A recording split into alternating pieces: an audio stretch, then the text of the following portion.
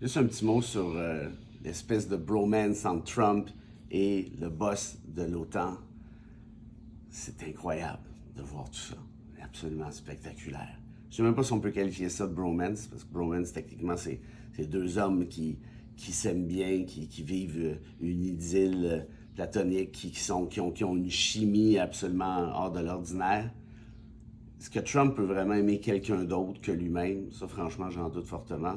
Mais de voir le boss de l'OTAN, donc, le têter, le lécher de manière stratosphérique, c'en est gênant. Il est même allé jusqu'à le qualifier de daddy. Daddy va s'occuper de ce qui se passe au Moyen-Orient. Daddy ci, puis daddy ça. Mais c'est absolument malaisant. Et cette espèce de manie-là de vouloir faire plaisir à Trump comme si on essayait de faire plaisir à un enfant de 6 ans va nous mener directement dans le drain, puis je vais vous expliquer pourquoi. Tout à coup, là, l'OTAN a décidé de faire passer leurs dépenses militaires à 5% du PIB respectif de chacun des États membres. Dans le cas du Canada, j'ai fait des petits calculs. Là. 5%, c'est pour 2035, mais 5% en date d'aujourd'hui, savez-vous c'est combien? C'est 150 milliards.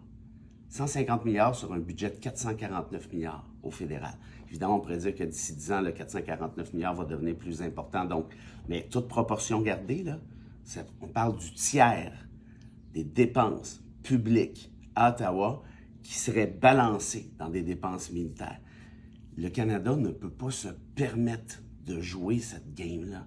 Eisenhower, le président américain, disait dans son discours d'adieu que le pire ennemi de la démocratie, c'est le complexe militaro-industriel. Regardez ce qui est en train de se produire. Là, on est dans une escalade sans nom et sans fin. Pourquoi? Parce qu'il faut faire plaisir à Donald. Mais qui profite de ça? Et qui va en souffrir tôt ou tard? Je pense qu'il faut garder ça à l'esprit et peut-être refuser justement de jouer le jeu du Donald l'infernal. Now you do what they told ya. Now you do what they told ya.